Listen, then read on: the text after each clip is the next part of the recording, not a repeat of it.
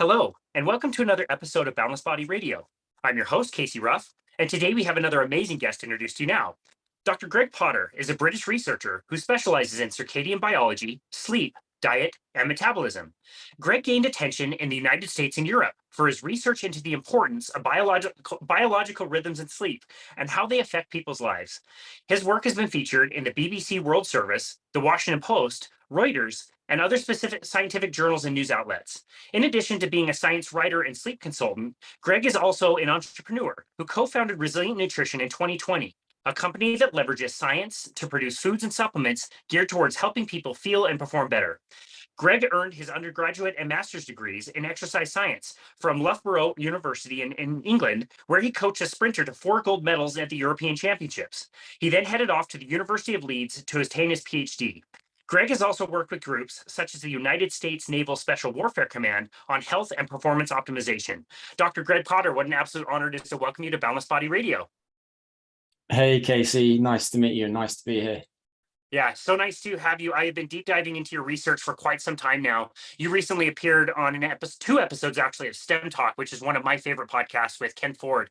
And you did such an amazing job. We were just so honored that you'd be willing to come on our show and talk about some of the things that really interest you, including sleep and circadian rhythm. Pleasure. Well, nice to be here. That's great. Before we get into your story, I know that you were involved in, a team that was rowing across the Atlantic, which is quite an amazing story. How does one help a team of 2 people prepare for that voyage? That seems extremely arduous. Well, I won't take any credit for more than I actually contributed. So the 2 guys that rowed the Atlantic, Dave Spellman and Max Thorpe, were already in tip-top shape when I came along. And my friend who was sponsoring them asked me to help out with their nutrition and with strategies to help them cope during inevitable sleep loss, because they would be for weeks at sea trying to row the Atlantic as fast as possible. And so I really just gave them some guidance related to their nutrition and some simple things they could do on board to improve their sleep quality, recognizing that they were going to lose some sleep. And then also just kept in touch with them along the way. And I'm still in touch with them nowadays too, because since they achieved a very impressive feat, they broke the world record in that particular crossing. They've both gone on to do some really cool things since. Wow, that's amazing. What things are you trying to consider when it comes to nutrition and on that type of a voyage? Quite a few, and many of them relate to practicalities. One is that on that type of boat, you don't have a fridge. The temperature is going to fluctuate a lot. So your ability to take fresh food that will remain palatable and non-toxic is limited. So that automatically whittles down the types of items that you can take with you. Another key problem to address is the fact that those guys would be burning at times over 10,000 calories each day. They're both big men and they're doing so much activity that they're expending energy at extraordinarily high rates. And so given that they have to try and match their calorie intakes to those expenditures, and invariably they're not going to do so, but the point is that in some ultra endurance events there's some preliminary evidence that people who better match their calorie intakes, their energy expenditures, tend to perform better. So trying to consume enough calories each day while minimizing digestive distress is another key one. And then there are a few other factors too. So because they'd be away for several weeks, it's important that they try and maintain their nutritional status. So simple things such as micronutrient supplementation, multivitamin, multimineral, that type of thing can be helpful in those contexts. Recognizing also that because you don't have a fridge and you can't consume lots of fresh foods beyond the first few days, you're likely to not get enough of certain micronutrients, and also your needs for certain nutrients are going to be higher because you're doing so much strenuous activity. And then the final one is just that given the mass of the boat is a determinant of performance in the event, you're trying to reduce the weight of the boat as much as possible. And based on that, more energy dense items come into their own. And that's why many people favor quite calorie dense foods, so foods that are very rich in fat as opposed to protein and carbohydrate, for instance, which is a viable strategy in part because it's an ultra endurance activity. And so the average intensity that the guys row at is relatively low compared to their maximum, although for most mere mortals, they're still rowing incredibly hard. Wow, that's crazy. I was trying to think like, what would some of the staple foods be? I was thinking like maybe like pemmican or something like dried meat with like extra beef tallow in it, or things with like plant fats like coconut oil. I mean, there were a lot of those kind of staples. So the staple foods were some dehydrated meals to begin, and typically they'd have those breakfast, lunch, and dinner. And in almost all types of ultra endurance activities that last many days or even weeks, people will tend to gravitate to those, in part because comfort matters. You're doing something extremely taxing, and so having something that's familiar, reminds you of home, that's delicious, can be a huge boon during those dark moments. So they would have those, and a variety of those from a few different manufacturers. They would supplement those meals with various high calorie items. So given that fresh fruit is perishable, they tend to go for dried versions of it. And that goes for some other foods too. You mentioned dried meat there, and they did take some jerky and some other dried meat with them too. Then to provide additional calories, nut butters come into their own. And this is actually how a company that I co-founded came about. The company's name is Resilient Nutrition. Because they'd be burning calories at such a high rate, we made nut butters for them, given the fact that nut butters are incredibly easy to consume. They're very energy dense. So the nut butters in our range vary between about 490 calories per 100 grams and over 600 calories per 100 grams. They are also very stable. You don't have to refrigerate them. They're delicious. And one interesting detail also is that whereas with whole nuts, the actual accessible energy is not as high as what you will read on the nutrition label.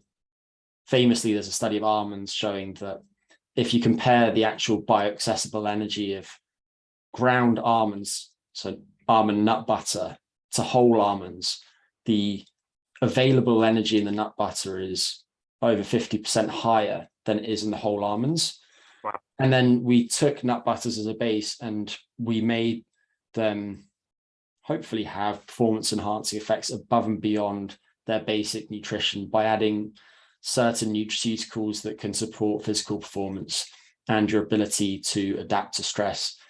Just as some examples of those, they contain added protein, specifically the amino acid leucine too. And leucine is probably the only amino acid that can independently trigger the synthesis of new proteins in skeletal muscle. So given that skeletal muscle protein synthesis is the main determinant of whether you're losing or gaining muscle mass over time, that is a really simple and effective nutrition strategy, particularly if the protein quality of the rest of the food isn't as high as would be ideal. So you can supplement plant proteins with the amino acid leucine and end up with a protein that's more anabolic than it would be without the leucine. And then there are energized versions of those nut butters that contain added caffeine and L-theanine. Caffeine obviously is a stimulant that can improve performance in various types of exercise, endurance exercise, strength and power exercise, intermittent sprint exercise.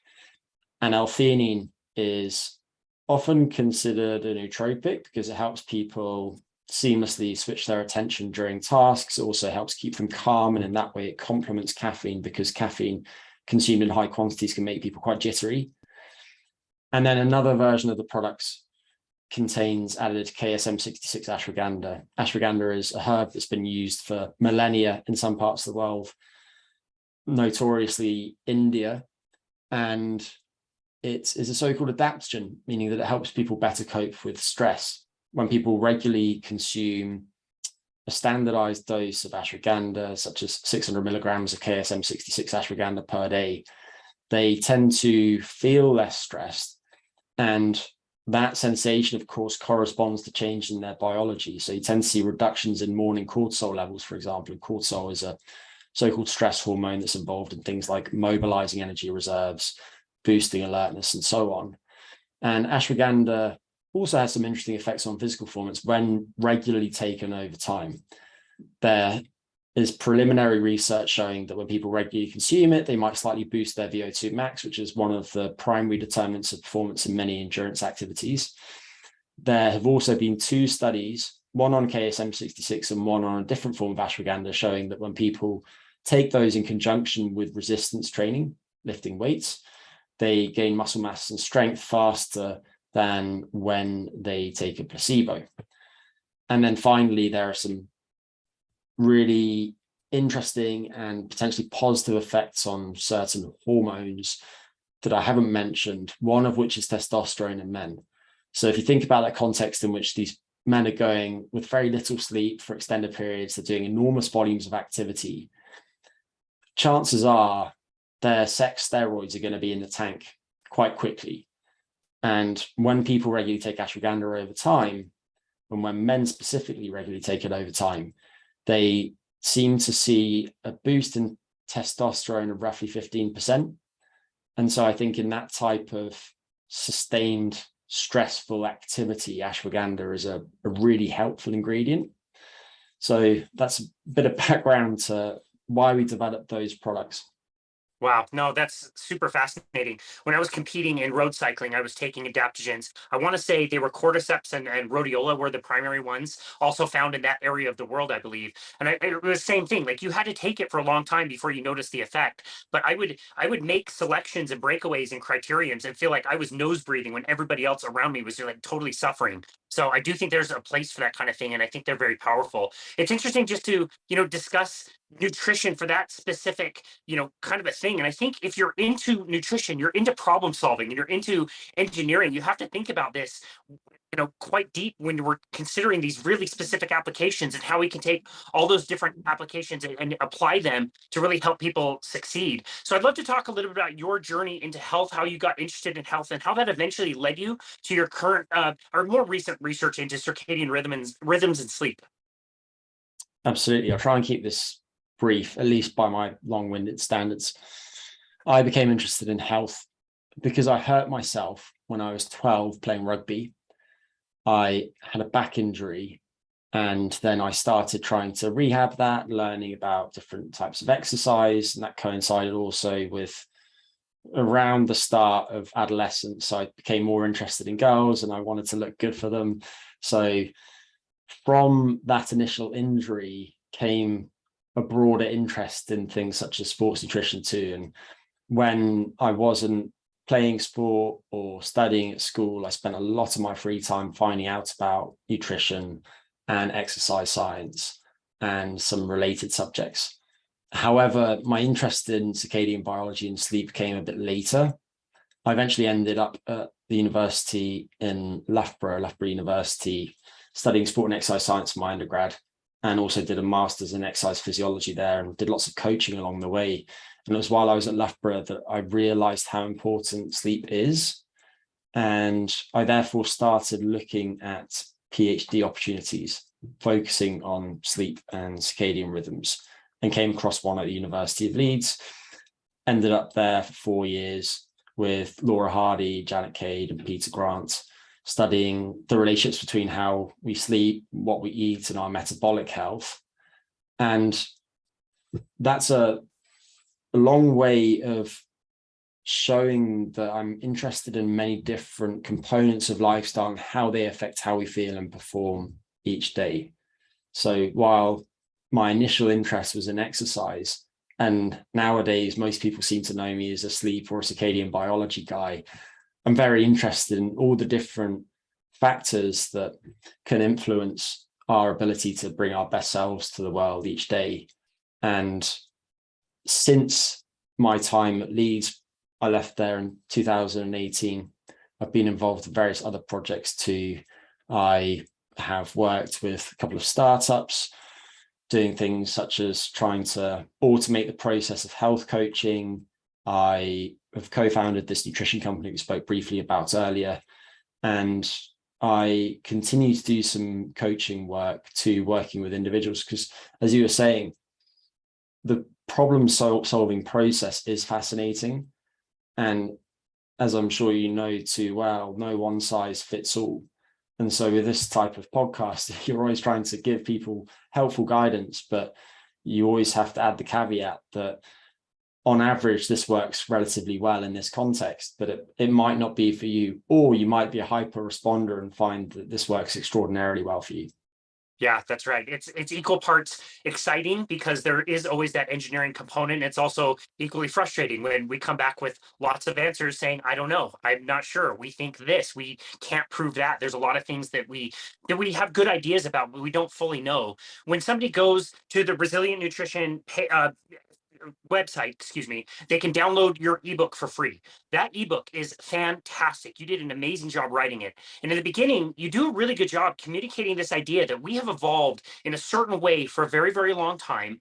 Our evolution seems to have changed maybe in a little bit more of a gradual way about 12,000 years ago when the agricultural revolution kind of started in a few different places on the planet.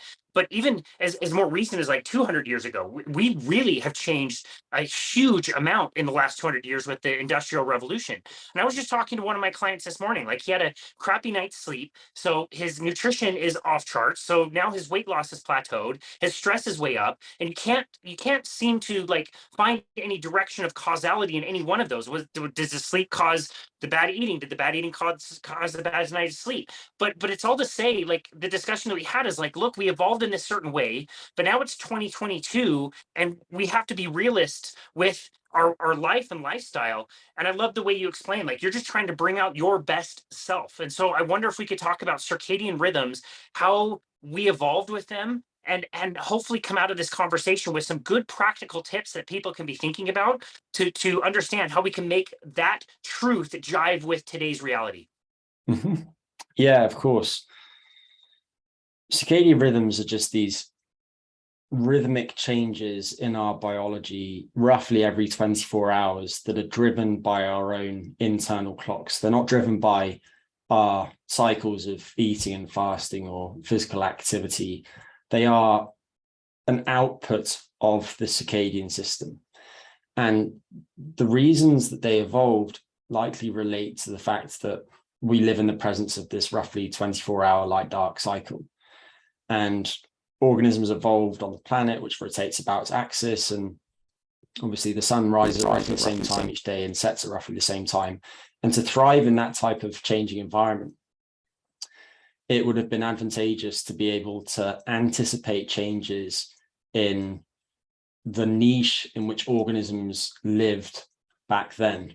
So, for example, it would be likely there would be certain other animals that would be active at certain times each day. And so if you as an organism were higher up the food chain than them, it would be helpful to anticipate them being active so that you could go out and get the food that you need in order to sustain your own survival and therefore your ability to pass on your genes.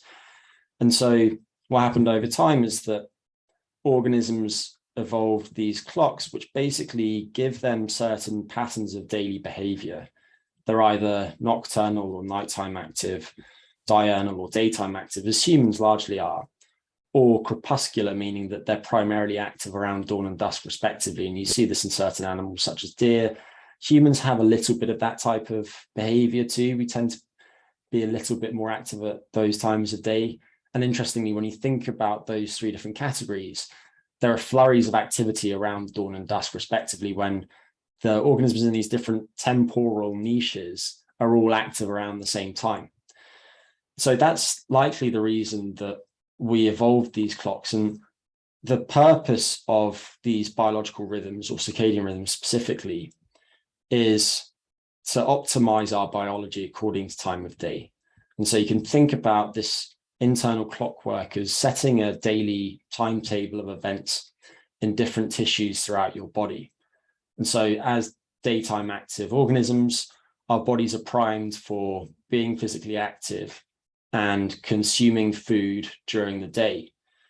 And that means that lots of different related biological processes work better at that time. So, for example, your digestive system undergoes a variety of change each 24-hour day, such that your ability to absorb nutrients is higher during the daytime.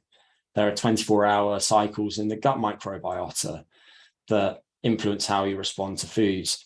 There are time of day changes in immune function, such that our ability to ward off pathogens is higher during the daytime, which makes sense because as we interact with the environment, we will expose ourselves to more pathogens than if we were just sleeping at night and weren't moving around. Wow. And there are lots of related metabolic changes too. So, for example, core body temperature fluctuates over the course of the day such that it's typically highest in the late biological afternoon, which for a lot of people is around 5 p.m. And it's at that time of day, therefore, that we're physically strongest and most powerful. And that might have some implications for when we want to exercise, if we want to optimize our performance or be at our best. There are also changes in some key determinants of health, such as insulin sensitivity. And based on this, there's a time of day change in our ability to effectively dispose of the glucose and the carbohydrate that we consume, such that it's roughly 17% higher at 8 a.m. than it is at 8 p.m. And again, that's driven by our biological clocks. And then at nighttime, we're of course suited to resting and fasting. And the sleep period provides an opportunity for our bodies to undergo various different housekeeping functions. For instance, various different metabolic byproducts of wakeful activities tend to accumulate in the brain as we go about our days. And then at night, it's as if the plumbing in some parts of the brain opens up, allowing the trash collectors to take out the garbage and clean it up. And it's also during sleep that we integrate our experiences with our previous experiences so that we can better understand the world around us, make predictions about the future. And related to that, of course, sleep is essential to the formation of various different types of memories, both declarative, which is knowledge of facts, but also things such as procedural memories, our ability to remember how to do things. Think, for instance, of riding a bike. And sleep and a particular stage of sleep are especially important to emotion regulation. And interestingly, if we go back to evolution, then by comparing how different primates sleep, we can understand something about the roles of sleep in humans and what makes us different. And if you look at human sleep relative to other primates, it's very unusual. It's substantially shorter than would be predicted. And it also is unusually rich in rapid eye movement sleep, which is that stage of sleep that's particularly important to emotion regulation and also to creativity. And so it could be that some of these changes in sleep architecture have contributed to our ability to distinguish ourselves from other organisms on the planet. So I'll stop there, but that's a little bit of the evolutionary background to the emergence of circadian rhythms and how they're so helpful. Yeah, that is absolutely fascinating. So many awesome talking points there. If we you're talking about all these different peripheral clocks. You also talk about like a master clock. Can you tell us the difference between the two? Yeah. So you have this biological clockwork, which is a bit like a network of related clocks in cells throughout your body. It's likely that every one of the billions of cells in your body has its own molecular clock. And we don't need to go into details, but this molecular clock basically comprises these loops of gene expression and then the translation of the products of that expression. And the resultant varying protein levels over the course of the day then influence when other genes are expressed according to the 24-hour cycle, creating these rhythmic cellular changes and lots of different processes in different tissues throughout the body. But the issue is that because there are clocks throughout your body, there needs to be a way of keeping all of them on time with each other.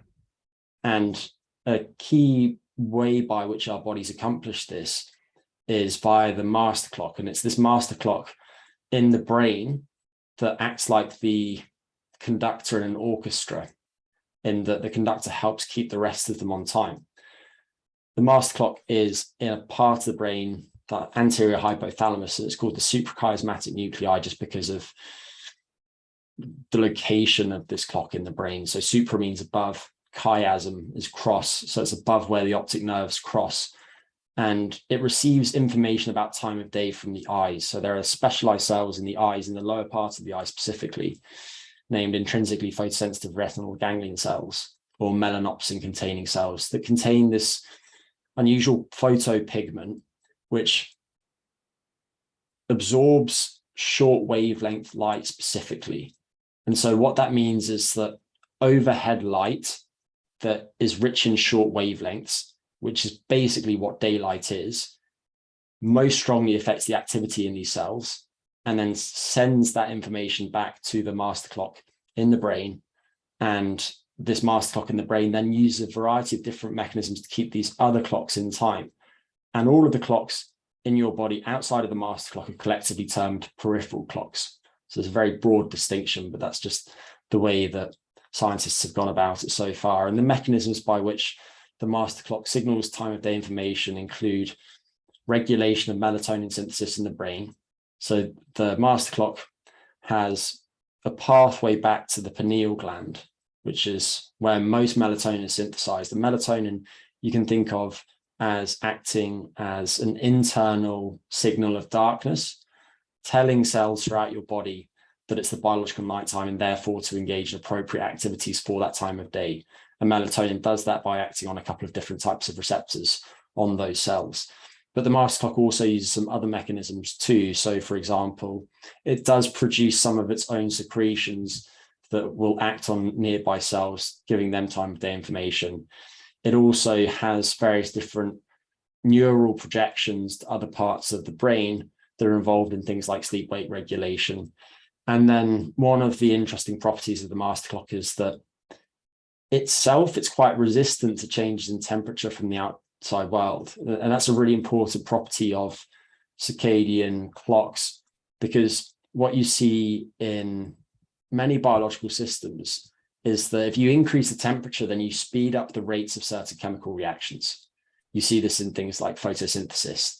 But if that was true of circadian rhythms, then if you increase the temperature, then you would speed up those rhythms. And so your clock wouldn't tick at 24 hours anymore, it would become faster and faster. And so the circadian system has to be temperature compensated. And it's the master clock in the brain that gives it this particular phenomenon. And the master clock, therefore, while resistant to temperature outside, can help set clocks elsewhere in the body through temperature, because some of these other clocks do respond to body temperature. And so it's this master clock in the brain that provides that daytime rhythm in core body temperature. Your core body temperature fluctuates by nearly 1 degree Celsius each day, such that it's at its lowest typically around 2 hours before you wake up in the morning, and its highest in the late afternoon. And that contributes to things such as alertness and various different metabolic processes. But that's something about these different clocks. And I suppose the important points are that the master clock in the brain is very responsive to your patterns of light exposure. And if you want it to function well, then it's imperative that you provide it with sufficient, meaning enough duration of daylight each day. And daylight has a couple of key characteristics. One is that it's very intense. Our eyes don't register, or our eyes register this. However, we're not very good at perceiving light intensity consciously in terms of our visual system, because if you go outside, you might not notice that the intensity of the light outside might be roughly 200 times higher than what it is indoors. However, these cells in the eye that relay information back to the master clock do register that. And so daylight is a much, much stronger time cue and anchoring the timing of your biological clock each day than indoor lighting is, even using something like a light therapy lamp. And that's in part because daylight is very rich in these short wavelengths. And then with respect to the peripheral clocks, what seems to be the case is that some of them are very responsive to our cycles of eating and fasting. And this hasn't been very well demonstrated in humans just yet, but there are plenty of reasons to think that this is true of us too. And so what that means is that if we have clear cycles each day of eating and fasting, so we have regular meal times and we can find our meals to certain times of day and then ensure a sufficient fasting period in which we only consume water outside of that time, then we're telling these peripheral clocks something about the time of day outside, which is helping to keep the whole circadian system in time with each other and thereby support our health. Wow, that's so interesting. Let's start with the light outside. I think a lot of people wouldn't realize also, like even on a cloudy day, comparing a cloudy day outside to even like a bright office, there's a vast difference in those two things. How do you recommend that people approach getting more true daylight, true sunlight? Should they start in the morning? Should they just get out as much as possible? Like, what are some of your recommendations based on the science? Yeah, that's a good question.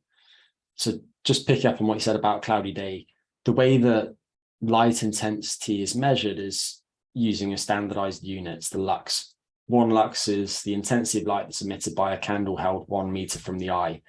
And in this room right now, the intensity of the light might be something like 500 lux. Outside on a cloudy day, while the sun is up, the intensity might be something like 10,000 lux. And outside on a clear day at solar noon, it's often over 100,000 lux. So we're talking about enormous differences between the intensity of the light in those different conditions. Now, with respect to recommendations regarding lighting, I think that we can get into specifics and we will.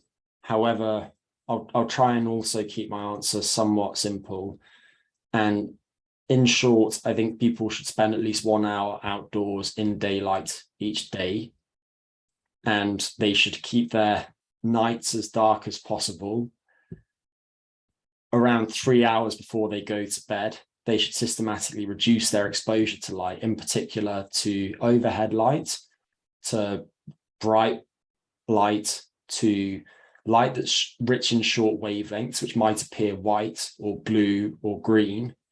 And instead, they should favor lights at eye level or below that have a warmer appearance. So think romantic lighting. And if anything, red light is probably preferable around that time of day. So you want this warm white or orangish or reddish light in that pre-sleep period. And then obviously while you're in your bedroom trying to sleep, you want to minimize all light exposure. If you do have any light emitting devices, then I think it's best to choose ones that emit red light. So if you have an alarm clock, then you want one with a red face, although you shouldn't be watching the clock in bed, and we might get to that later. So if I then go into a couple of specifics, with respect to your body's clockwork, more daylight is generally better in terms of many of the so-called non-visual effects of light exposure. And those don't just include the ability of light to reset your clock each day, which matters because your body's clock doesn't intrinsically necessarily have a speed of precisely 24 hours. So if you went and lived in a cave in which you had no information about time of day, it was constantly dark, the temperature didn't vary, and you didn't have any food access, you probably find that your clock was on average slightly slower than 24 hours. The average across people is around 24 hours and 15 minutes. And so what that means is that if we didn't reset it each day, it would drift later over time. Light is the most important thing in resetting the clock. And in general, people who get more daylight each day more closely align their daytime activity patterns with the world around them. But of course, there are trade-offs because with greater sun exposure, particularly in areas where the sun is very strong, comes potentially an increased risk of things like skin cancer, particularly if you burn yourself. So I just want to add that because I think it's so easy to see things only through the lens of circadian biology, disregarding the fact that too much light is not going to be good for people's skin. Yeah, it can potentially contribute to some things such as some eye conditions, to macular degeneration, among others. But with that said, I will give a couple more recommendations. One is that if you are a night owl and you want to shift your sleep earlier, maybe you have to wake to an alarm in the morning at 7 a.m., but you can only fall asleep at 1 a.m. and you therefore only have a 6-hour sleep opportunity and you're not going to be asleep the entire time.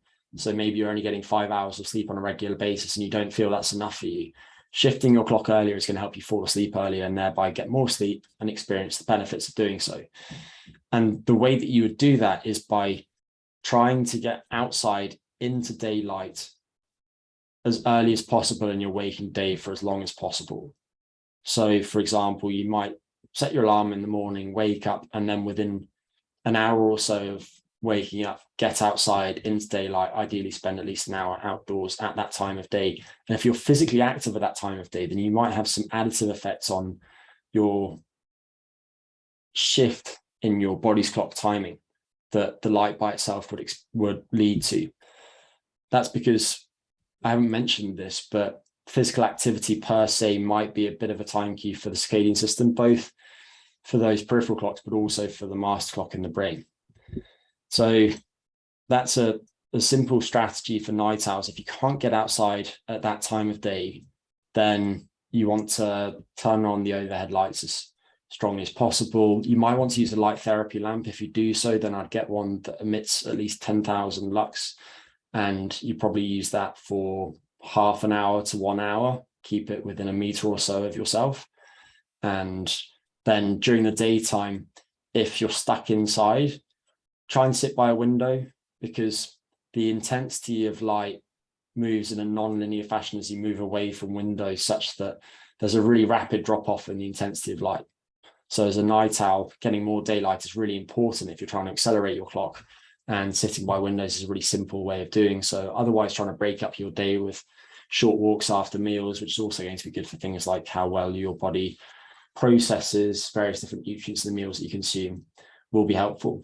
And then if you are a very early bird, let's say that you're 70 years old and you find yourself waking up at 3:30 in the morning, because what tends to happen is over the course of the lifespan, our body's clocks shift in their timing such that after the end of adolescence, they basically get earlier and earlier until the grave. You want to shift your clock later so that you're on time with the rest of society. And the way that you would do that would be to avoid light at the start of the day. Obviously, you don't want to do anything dangerous. You don't want to keep all of the lights off necessarily, walk around in darkness, but again, minimize overhead lighting, much as I described earlier when speaking about how you should change your lighting in the 3 hours or so before bed. And if you are outside at that time of day, then you might want to use sunglasses. That's going to reduce your exposure to that type of light. If you're indoors, you could use them too. There are also these blue blocking glasses, which are amber tinted glasses that selectively filter out some short wavelengths of light, which could be helpful. Some people don't like the way they look, but if you don't mind that, then I think they're a viable option. And then being physically active a bit later in the day. So maybe in the period between about 4 hours before you plan to go to sleep and 2 hours before you plan to go to sleep, doing some activity at that time, ideally outdoors in daylight if the sun is up, is going to help shift you a little bit later. So I think it really depends on your sleep-wake timing, whether you want to change it. But for most people, spending more time in daylight is going to give them a really strong time cue each day. And it's also, importantly, going to buffer against any effects of light at night on your alertness and your sleep. Because nowadays, a lot of people focus on the fact that exposure to blue light in particular, but all types of light in the 3 hours or so before bed, can boost cognitive arousal, can delay the body clock, can therefore delay sleep as well, and potentially reduce the depth of sleep at the start of the night. However, if you look at the actual experiments that have shown that, they generally have people stuck inside, exposed to very weak light during the daytime.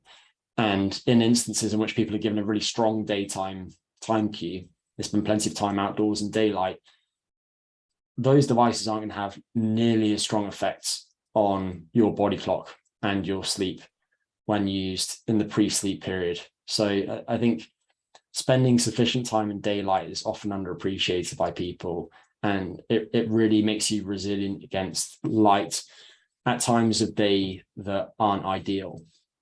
Yeah, no, those are all such great and practical tips. And I think a lot of people might be listening and thinking like, well, that sounds nice, but I have an office job. I am stuck inside. I can't get out. And I found for a lot of people, it's really just looking at your day critically, and you will find gaps and opportunities to be able to do things outside if you like. You can take your lunch outside. You can take calls on your phone. I do that all the time. One of my favorite managers would always do walking meetings with me. So rather than sit in the office, let's go outside. Let's go walk around. And I really strongly feel even, the confrontational feel of sitting in an office when you're facing each other versus being side by side and walking. I felt like it helped with problem solving. It felt like we were kind of going along a path together, and we got all that outdoor time. It was great. Yeah, I think a lot of people have that experience. Famously, Daniel Kahneman and Amos Tversky used to go for their walks together when they were trying to problem solve. And Kahneman's convinced that that was a key contributor to much of their success. Obviously, he ended up winning the Nobel Prize for his work in economics, but he's really a psychologist. Now, with that said, yeah, I think it's actually the case that most people can seamlessly bake a lot more time outdoors into their day just by critically going through their day. And it can be helpful exercise actually just to list the habitual things that you do each day. I know many people are interested in behavior change and habit formation will have people do this, and then try to identify the habits that are constructive and the ones that are potentially destructive. And you'll probably find that there's an opportunity for you to increase your morning light in the half hour or so before you go to work. Maybe you normally have your coffee indoors and now you can take it out on the balcony in the morning. It's also worth mentioning that obviously your body's clock will change in its direction over time. And if you are stuck inside out of necessity for 5 days each week, however, on 2 days off each week, you could get outdoors into daylight for as much time as you wanted, it would be worth doing so, because that would probably quite quickly get your clock back on time. And then maybe it will drift a bit during the week again and not have such a strong high amplitude rhythm in your activity and your rest. But the weekend or the day off exposure would help you. So if you are stuck inside for whatever reason, I just think make the most of your days off, spend plenty of time outdoors. And just going back to what you were saying about your own experience, daylight affects us in so many different ways. It can acutely boost alertness. It, of course, affects your mood. Anybody who has seasonal affective disorder will have experienced this firsthand. They'll find that their mood drops off during the short days of winter, and they might find that during the long days of summer, they actually have a bit of hypomania in which they're really energetic and enthused and bright and bubbly. And it also affects some aspects of cognition that are important to workplace performance beyond just alertness alone. There have been studies of so-called human-centric lighting in which new buildings are designed in ways that increase the intensity of daylight exposure or increase the intensity of light coming from electric sources, and maybe make that light particularly rich in short wavelengths. And when that's compared to a similar office in a similar context, but without such optimal lighting, the people who are in the human-centric environment have much better cognition in various different tasks. So it can acutely boost your brain function too, beyond any effects on just your body clock alone. Would it be fair to compare all of this to kind of like a pendulum, where you really want that pendulum to swing really hard in either direction, and getting lots of sunlight in one direction will help you have better sleep in the other direction? And the big problem with a lot of people is, yeah, we're waking up, we're not getting outside, we're getting in our cars, we're driving to work, probably parking in a parking facility, we go in our office. So now we're not getting enough of the daytime, good, big, bright lights during the day. And to compound that, now we're coming home, usually in the dark, and we're turning on Netflix. So we're continuing to get that low level kind of blue light for even longer. Is that what you see as kind of the problem of modern humanity? It's definitely a key problem. And you see this in many different contexts. An interesting one is comparing urban environments to non-urban ones. On average, people who live in cities sleep a bit later than people who live in the countryside, for example. And of course, there are lots of factors that contribute to that, but insufficient daylight exposure, higher levels of exposure to artificial light at night, being able to order food at any time of day with a few swipes of a phone, uncoupling physical activity from food intake, all of those different factors do contribute. And just to comment on the fact that sleep is later in those urban settings, what you tend to find, of course, is that people who get more daylight exposure on average have earlier sleep-wake timing. And that is because they have these really strong time cues.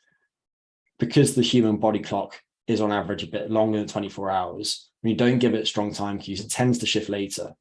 And so, sure enough, there have been various different studies showing that night owls or late chronotypes on average have worse health. And this is looking at many different aspects of health, including brain health, cardiometabolic health, and so on, than early chronotypes do. But they also tend to have less healthy behaviors. They smoke at slightly higher rates. They might be slightly more likely to abuse alcohol. They might consume slightly more processed food and snacks.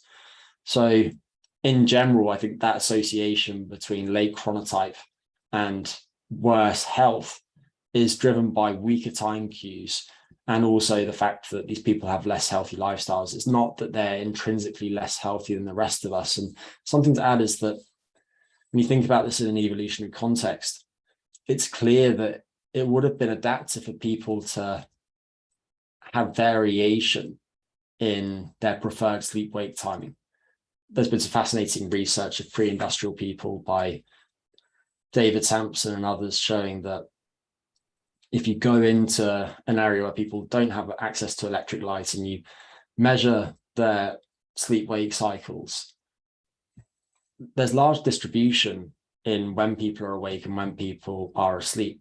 And there's this hypothesis that's been put forward, the Sentinel hypothesis, which basically posits that the reason underlying that is likely that that would have been adaptive because there was always somebody up who was on guard against potential threats in the environment, whether that was from a rival band of people or from some other animals. And so that variation in sleep-wake timing is inbuilt to humans, and in some ways it's adaptive. The issue, of course, is just that people who are at far ends of the chronotype spectrum can now face problems because society tries to confine them to being active at certain times each day. And that can compete with sleep, your ability to maintain social relationships, and many other things that strongly affect your health. Interesting. Yeah, I've heard that before, that if you get a group size big enough that would have really compared to groups that we would have adapted with, 100 to 150 people maybe, that you will always have somebody awake. And that could be, like you said, really well adaptive. I think that's absolutely fascinating. You've already mentioned fasting, and I would love to talk to you about meal timing and the things that you've learned about that. I know this is a big area of expertise of yours. And I also really love how you clearly define fasting and time restricted eating. I think that's very, very important because when somebody hears fasting, you don't know exactly what they're thinking. A lot of people already go to like, what do you mean? Like, I'm going to not eat anything for 5 days. You need to be really clear about those definitions. I love that you're so deliberate about that. So you can talk to us a little bit about the things that you've learned about meal timing and fasting. You love that I'm pedantic. Someone has to. I do. It's great. It's great. We love it. I think one issue that's common to many relatively nascent fields in science is that people haven't clearly defined their terms. This is true of fasting and time restricted eating and so on. There's no consensus as to what time restricted eating is. And so I've just previously laid out how I make the distinctions between these different things. To me, time restricted eating is referring to humans. Time restricted feeding is referring to non-human animals. And time restricted eating entails restricting access or intake of all calorie-containing items to a period of 12 hours or less each 24-hour day. So, for example, if you consumed your first calories of the day at 10 a.m. and your last calories of the day at 6 p.m., that would be an 8-hour caloric period, which is nerd speak for what most people call eating window. Intermittent fasting, on the other hand, to me is synonymous with periodic fasting, which is the occasional use of a fast of at least 24 hours. And for something to truly be fasting, I think it should just be a water-only fast. People then refer to modified fasting, and that is usually taking a fast and then adding in small amounts of certain nutrients in an attempt to offset some of the negative effects of fasting while keeping many aspects of fasted physiology intact. So people might consume small amounts of dietary fiber. They might consume certain minerals because they think that adding some sodium and potassium and magnesium is going to help them feel better during extended fasts. Or there are also some of these fasting mimicking approaches, the best known of which is Voltalongo's Prolon. And those are just very low calorie snack packs that people will periodically use in an attempt to reap some of the benefits of fasting, but in a way that's frankly more palatable to a lot of people. And with respect to some of the health benefits, I'll focus on time-restricted eating, in part because I think time-restricted eating has some huge advantages relative to some other ways by which people try and improve their cardiometabolic health through nutrition by, for example, losing weight. One of them is that people understand it. If you're a doctor and you have 15 minutes with a patient who has obesity and is struggling with various aspects of their health and body image because of that, then trying to explain what a paleo diet is to them might be quite tricky. It might be easier than trying to explain how to implement the DASH diet if they're hypertensive, but you would still rather have more than 15 minutes.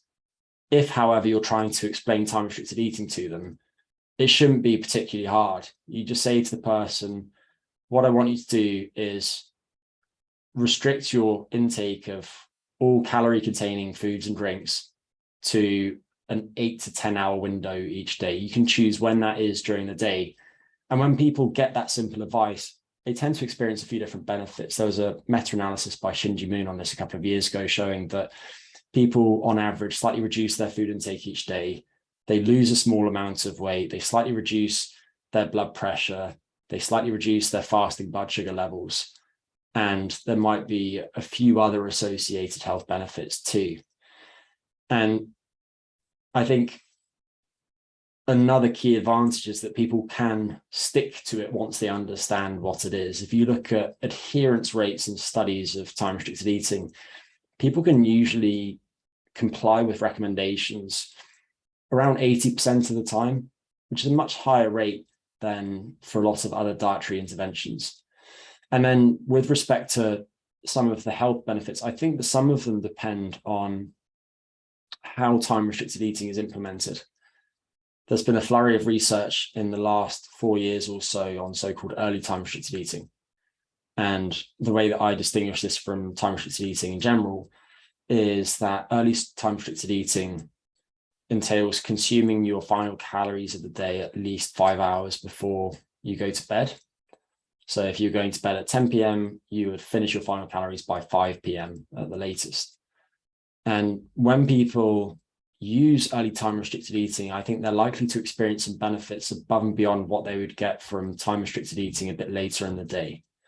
And that's based on a few different studies. The early ones were largely done by Elizabeth Sutton and her colleagues. They did a fascinating study in which they took adult men who have pre-diabetes and they crossed them over between two conditions. So all of these men went through both an early time-restricted eating condition in which they basically restricted their food intake to a period of 6 hours, finishing by around 3 p.m. in the afternoon. And then another condition in which they spread out their food intake over 12 hours each day. And in both instances, the diets were basically the same. They actually made small modifications to the diets along the way to ensure that there was no change in weight in either condition. So they're controlling for weight loss. And they showed that even when they controlled for weight loss, early time restricted eating carried out for several weeks led to a dramatic reduction in morning blood pressure. So blood pressure dropped by about 10 millimeters of mercury, which is similar to the size of effect that you would get from hypotensive drugs such as ACE inhibitors. They also experienced improved insulin sensitivity, lower measures of oxidative stress. So independent of any change in body weight, there are benefits to be had from early time restricted eating. So those have been called into question recently because of a couple of relatively high profile studies, most notably one that was published in the New England Journal of Medicine this year. But to be honest, I think that research was flawed in part because if you look at the two groups, then the group that wasn't the early time restricted eating condition had quite short eating windows at baseline. And so if you're taking somebody who habitually has, say, a 10-hour eating window, and you say, oh, I want you to use time restricted eating, and you're going to have this 8-hour eating window, 10 hours to 8 hours isn't a very large difference. So you're unlikely to see many effects as a result of that. And they found that the addition of early time restricted eating to calorie restriction, because the other group just did calorie restriction without the time restricted eating, didn't have any measurable effects on the outcomes that they looked at, which included things like body weight, waist circumference, blood sugar control, blood lipids, and so on. However, if you look at their results, then numerically, the data was marginally in favor of the time restricted eating condition still. There was probably an issue with the study in that they didn't do their power calculation correctly. And if they'd had a larger sample size, they probably would have found a difference between the groups and how much weight they lost, because the time restricted eating condition did lead to marginally more weight, at least in terms of the numbers alone, as opposed to what was statistically significant.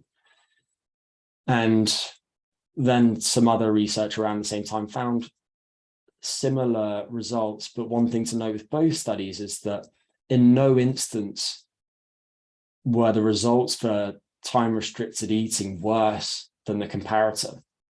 And so based on all of the research done to date, there aren't really any downsides to time restricted eating. The only ones that there might be, based on the research, mostly relate to practicality. And in the case of early time restricted eating, of course, dinner is a really important social time for a lot of people. So if you're planning to finish your dinner by 3 p.m., it just might not jive with the rest of your life, especially if you have a family. And in that instance, I think it can make a lot of sense to worry less about the eating window timing and more about how you concentrate your food intake within the eating window that you select. So say, for example, that you decide that you're going to use an eating window between midday and 8 p.m. So an 8-hour eating window, which for a lot of people would finish 3 hours or so before they go to sleep. And this is quite a common approach. What you might do is you might make your first meal within that window the largest of the meals that you consume. Because in terms of your circadian biology, where you concentrate the center of mass of that food intake during the 24-hour day is probably the thing that matters most.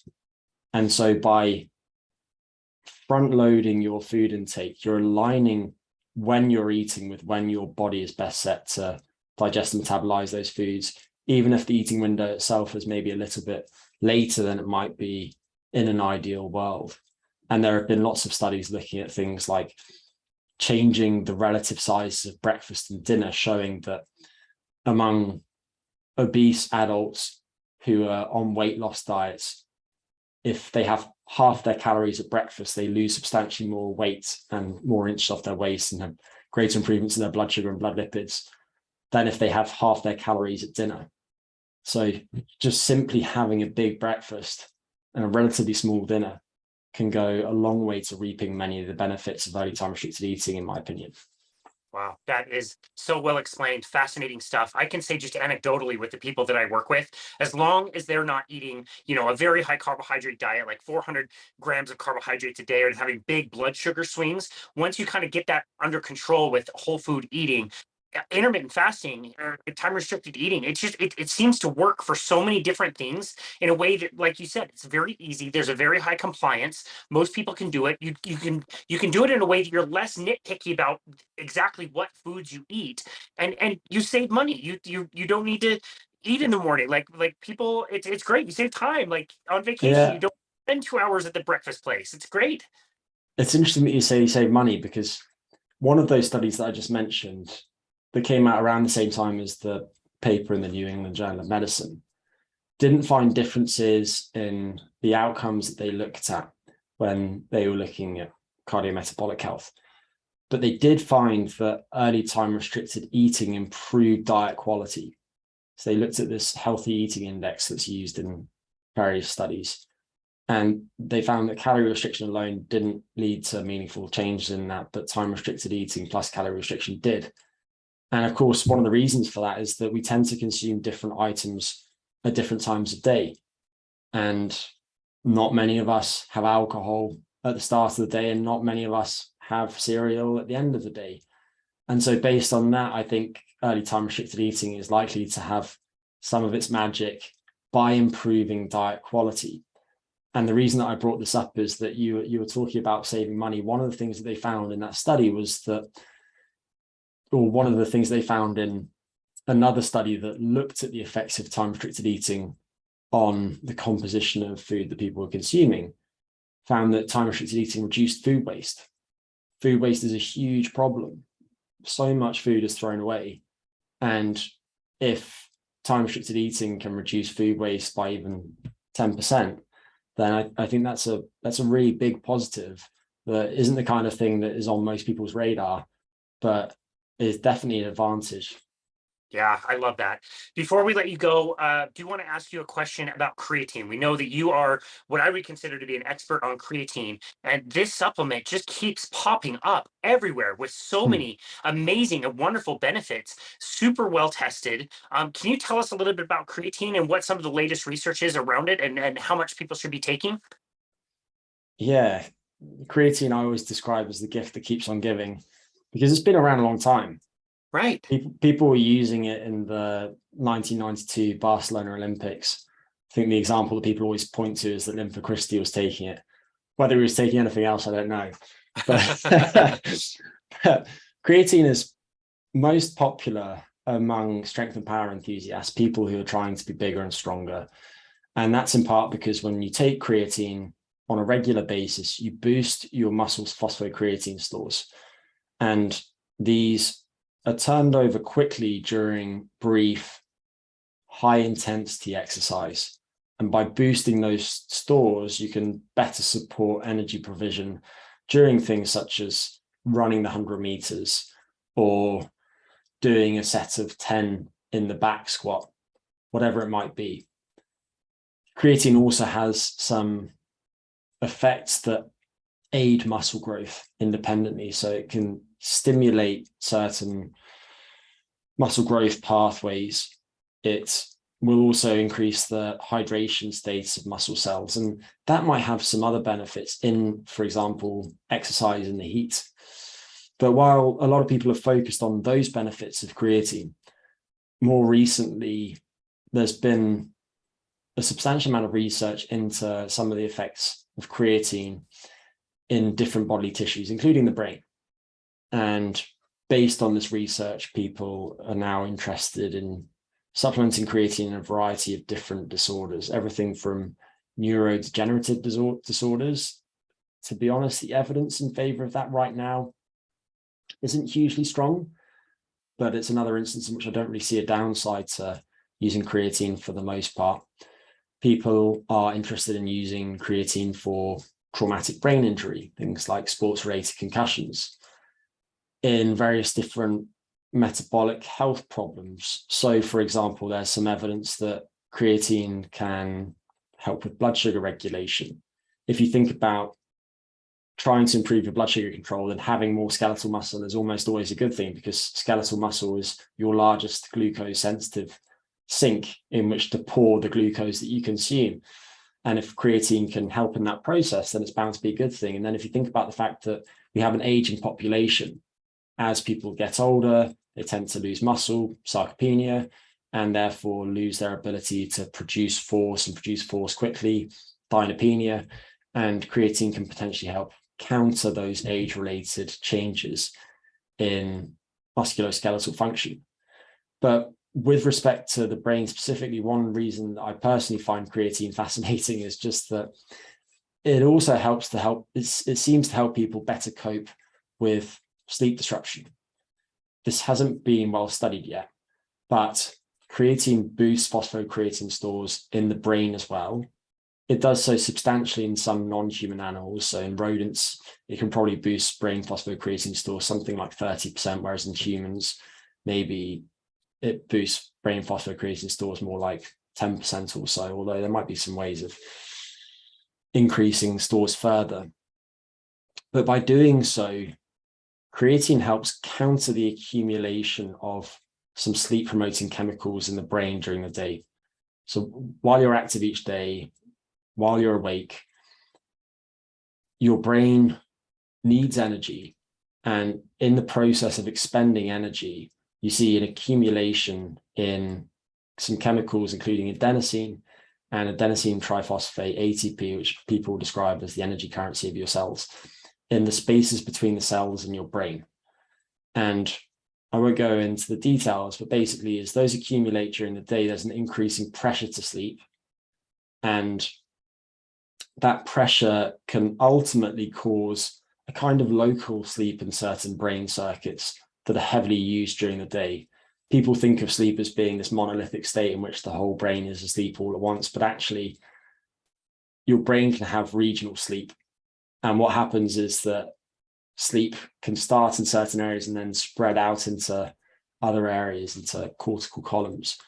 And so what creatine might do is reduce the accumulation of adenosine and ATP in those spaces between the cells in your brain, and therefore reduce that pressure to sleep.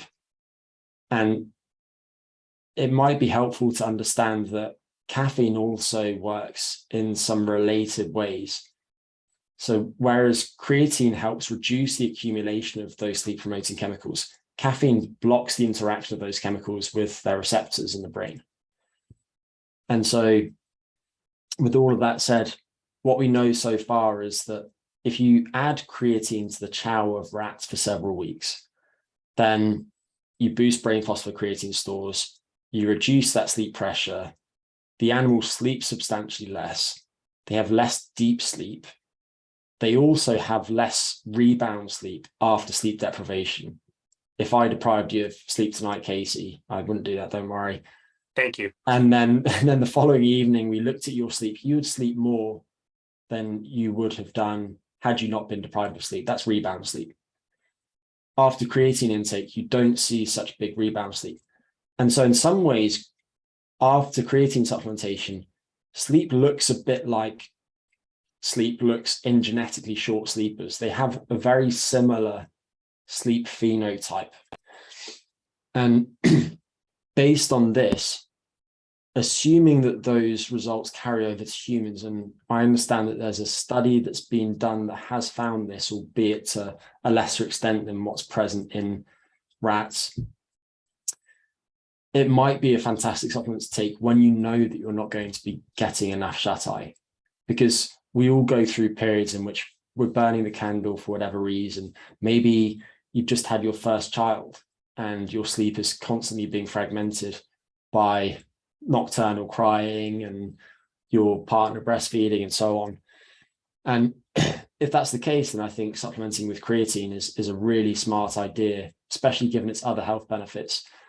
There is work looking at the effects of creatine supplementation on performance following sleep deprivation, showing some positive effects. This has been shown for some physical tasks. So one of these is a study of professional rugby players that looked at how accurately they passed the ball after sleep loss, finding that creatine helped maintain their performance when they were short on sleep. There's some work looking at some aspects of cognition that are relevant to workplace performance, finding that those are better preserved after sleep deprivation among people who take creatine monohydrate. And so I think based on all of that, if you know that you're going through a period of sleep loss and you want to support your body as well as you can, it might make sense to take a moderate to high dose of creatine each day around that time. If you are going by the studies that have been done so far, then you might go through a loading phase prior to that period of sleep loss, in which you would take 5 grams of creatine 4 times a day, so 20 grams per day in total. The reason that you divide the dose in that way is just that creatine has quite a strong osmotic effect. It tends to pull water towards it, and if you consume too much at once, obviously that can influence your digestion, leading to some discomfort. And then after 5 to 7 days of that, you'll probably fully saturate your muscles' phosphocreatine stores. We don't know as much about the degree to which you'll saturate your brain's phosphocreatine stores, but that's the type of loading protocol that's been used in these particular studies. If you're just using creatine on a regular basis, then lots of different dosing protocols can work. You don't have to go through that loading phase. You could just take a fixed dose each day. We don't really know what the dosing schedule that's ideal is. It might vary a bit between people, but to be honest, there don't seem to be big differences between studies using different dosing protocols. And I think that if somebody's taking roughly 5 grams of creatine per day, they're going to get all of those benefits. Personally, I take it each morning with breakfast because carbohydrate and protein can aid creatine uptake. And I think that's a practical way to go for most people. And then in terms of the creatine itself, you want to get creatine monohydrate. A lot of people will get CreaPure creatine, which is just a micronized form of creatine, on the assumption that its purity is better than a lot of creatines that are on the market. That's sometimes true. There are also non-CreaPure creatine monohydrates that are high quality too. And my impression is that most of the creatine that's on the market is actually creatine monohydrate and what you want it to be. Fortunately, it's really inexpensive. There aren't really any contraindications to taking it. Maybe some people who have some kidney problems, maybe some inborn, some genetic disorders of dysfunctional creatine metabolism, which are very rare, obviously. One that I think is interesting, that would give me pause, is people who experience hypomania. So if you have bipolar disorder and you're going through a phase in which you're just full of energy and you can barely sleep, maybe creatine would help you better cope during that phase. But I also wonder if it could exacerbate it, because one of the interesting applications of creatine is that it does seem to boost mood a little bit too. There have been a couple of studies looking at creatine supplementation and treatment-resistant depression. Women who haven't responded to conventional antidepressant medications, things like SSRIs, showing that creatine monohydrate supplementation can help in those instances.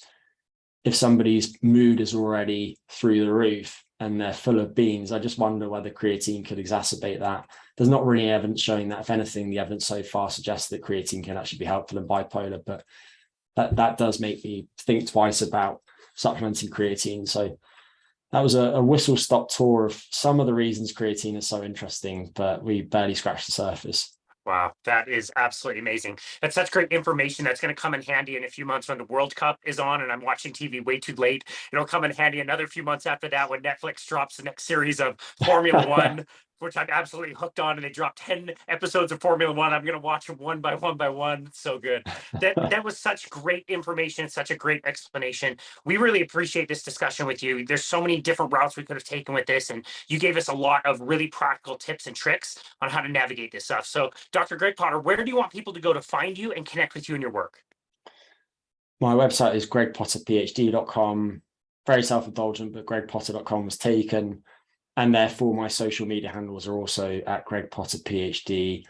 I'm on Instagram, where I post occasionally. I am now on TikTok, which Nice. which feels ridiculous. And I think I've got about 6 followers, which is very exciting. Very proud of that. Very But good. but on TikTok, I've just been uploading some videos with some sleep tips. And if you're looking for more information about sleep, recognizing that we didn't get to that today, then you might find some of those helpful. That's great. We make fun of it a little bit, and on social media, it's kind of a pain, but it gives people sound bites that can really help them. So it's cool that you're doing that and branching out, and that is going to help more people. I might not be your 7th follower, but I'm sure that will grow over time, and you'll be able to get out this really good information for people. So thank you, Dr. Greg Potter, so very much for everything that you've done in your life, and thank you for sharing this information with us today. We really appreciate you. Pleasure. Thank you, Casey. Absolutely, it was an honor. And this has been another episode of Boundless Body Radio.